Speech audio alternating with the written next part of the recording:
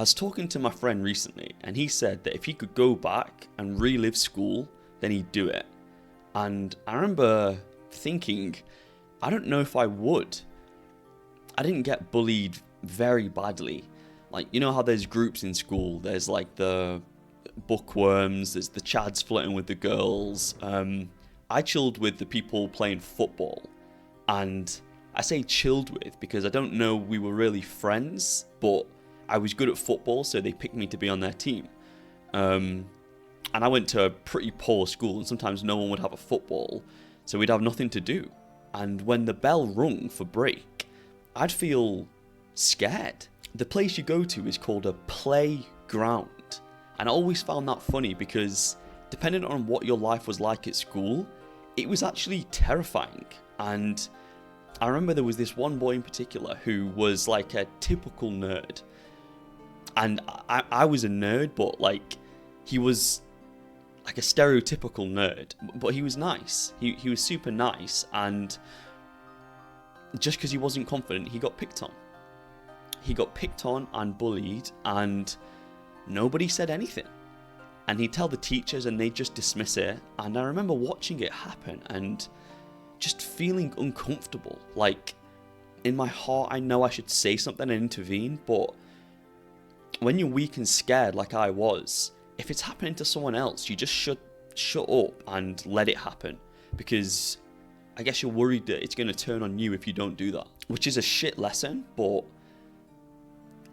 if you went to school, you'll probably know what I'm talking about. I ended up getting really into watching Avatar, The Legend of Aang, and he was based.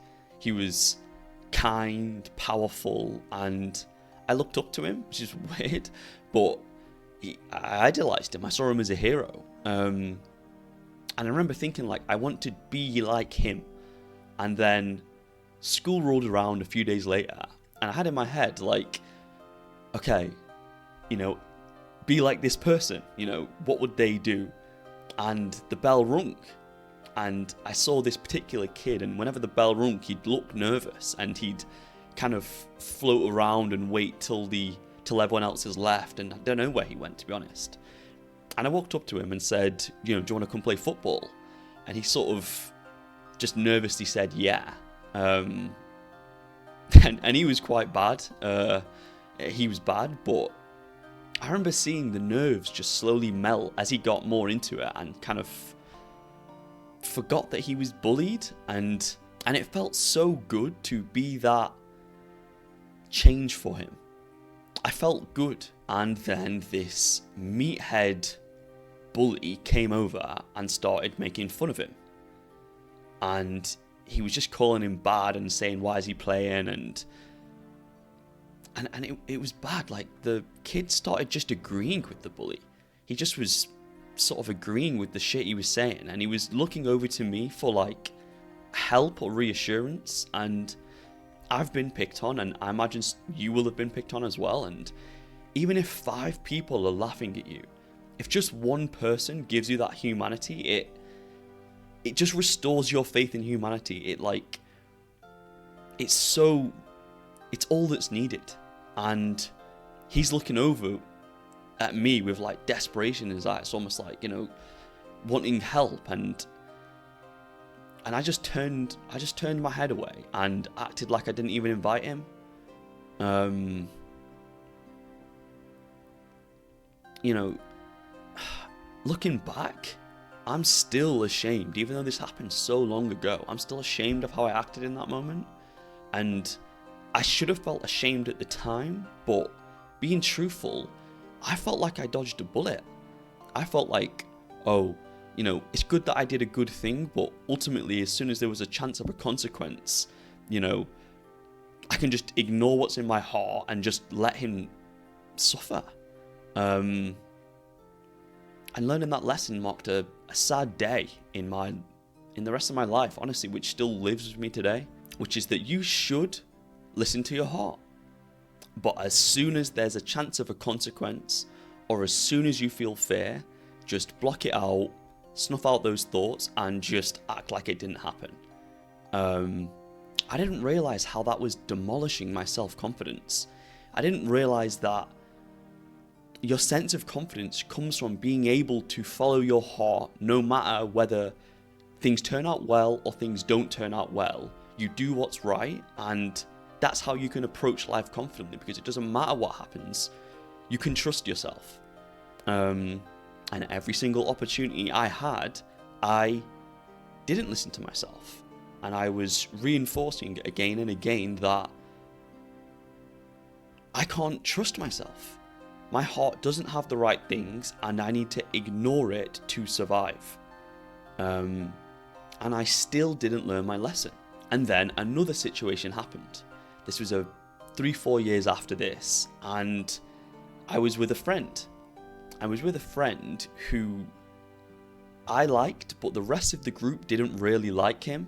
Or really, there was one guy who really didn't like him, but he was like one of the more popular people, so everyone else just sort of joined in by proxy. And there was like I don't want to say party, but like a meetup happening after school. And I was with him at the time, and he asked me, what you doing after school? And I sort of said, I'm going to this party. And he's like, can I come? And I said, sure, you can come. And even though he definitely was not invited, and then, end of school rolls around, and he's texting me, where are we meeting? Where are we going? And I was just, it's bad, but I was just avoiding the text. I was just ignoring him pretty much. And then eventually I felt bad enough that I said, sorry, I should have actually said before, you're not actually invited. Fuck. And he just said, he just said, okay, don't worry. Yeah. And then I went to it, and I felt so shit that I left after literally 10 minutes. I wanted to text him and say, and just tell him I'm sorry for letting him down, but I just felt so ashamed of what I'd done that I just went home and just never mentioned it. And honestly, to this day, I still haven't ever brought it up again. I still didn't learn my lesson. And it's just another example of when I'm in a situation and my heart's telling me to do something and I just ignore it. And I act like it's not happening. And I'm reinforcing that idea to myself that your response to stuff is wrong. You need to ignore that and do something else, or you're going to get in trouble. I remember after I got dumped by my ex, I'd be out and I'd see a girl that I liked, or I'd be at a club and I'd see a girl that I liked, or I'd be in a friendship group and I'd see a girl that I liked, and I knew in my heart I so wanted to just try and ask them out. I didn't even know what or how to do that, but I knew I wanted to. And every single time I'd get the feeling of my heart saying, you're so lonely, bro, you've been dumped and you're lonely, go and do this thing, I'd just come up with a reason. She's going to think you're weird, or she won't like it, or you'll ruin things, or I'm coming up with a reason to just ignore what my heart's telling me to do, and I just ignored it. So I'd be out and I'd see a girl and I'd want to go and speak to her. My heart would be telling me to go and pursue something. And do you think that I ever did? Fuck no. Because in every single other situation, when my heart told me to do something, I ignored it and I sold out. So just because I'm lonely and I want a girlfriend and this and that, suddenly I'm going to change that pattern of behavior? Fuck no. I'm going to do what I did every single other time, which is ignore what my heart's telling me and act out of fear instead. You have to be consistent, and I was consistently showing myself to not follow that voice. So it doesn't matter if I wanted a girlfriend, I was never going to get one. I was stuck in life. I was lonely. I was depressed, and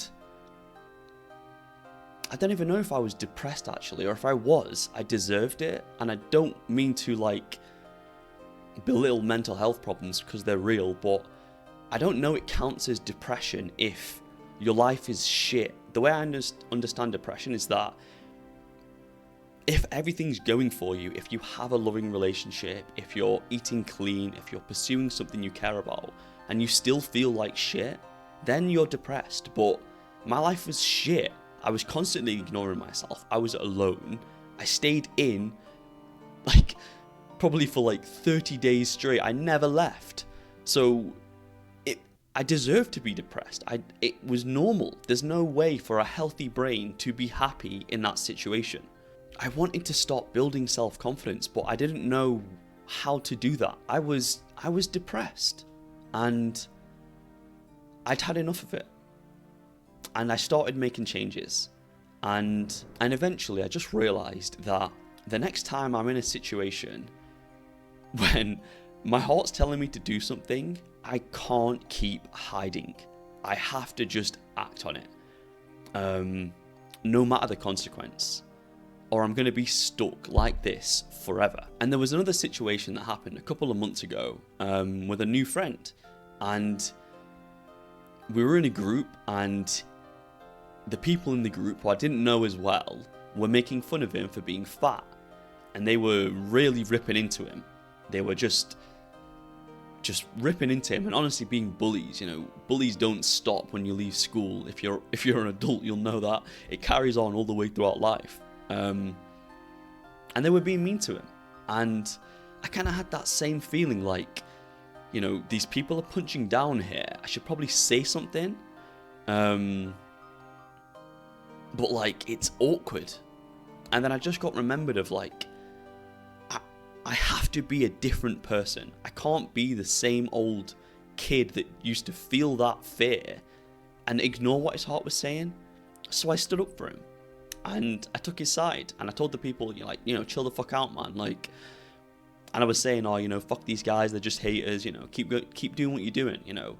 Just trying to give him, that support, I guess. And honestly, it got a little awkward. But they chilled out after that. And I felt happy with myself that I had actually listened to myself, even though it got a bit awkward. I believed I'd done the right thing, which is an invaluable trait when you believe you're doing the right thing. I used to always hear this advice: fake it till you make it. And that never ever worked for me, because when I faked it, there was no end goal. So I never stopped faking it.